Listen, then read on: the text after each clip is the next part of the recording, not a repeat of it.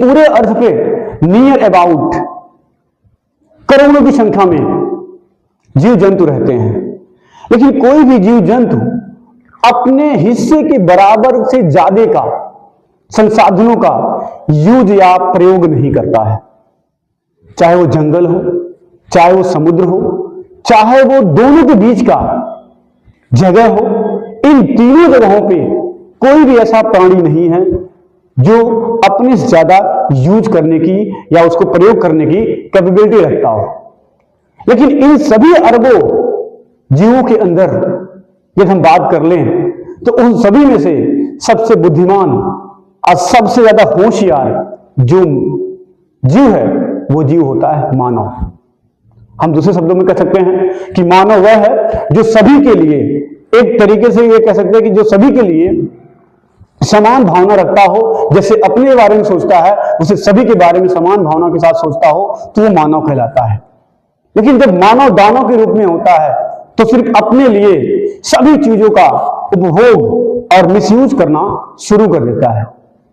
ऐसा मैं इसलिए कह रहा हूं क्योंकि हम सभी जानते हैं कि आज से कई साल पहले और आज वर्तमान परिदृश्य में हम एक ऐसे टॉपिक के बारे में बात करने जा रहे हैं जिसके बारे में हम सभी पहले से जानते हैं और जानने की इच्छा भी होती है।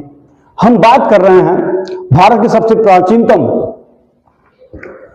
पर्वत श्रृंखला के बारे में, जिसको हम अरावली पर्वत माला के नाम से जानते हैं। आप सभी लोग देखे होंगे कि जितने सोशल मीडिया, जितनी भी ऐसी जगहों पे है, सब जगहों पे इस समय बात हो रही है किसकी?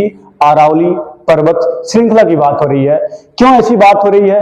क्यों इसका ऐसा बात आ चुका है जो सबसे विश्व की या ये कहते हैं भारत की सबसे प्राचीनतम पर्वत श्रृंखला के संकट की बात आ गई है? क्यों आई है?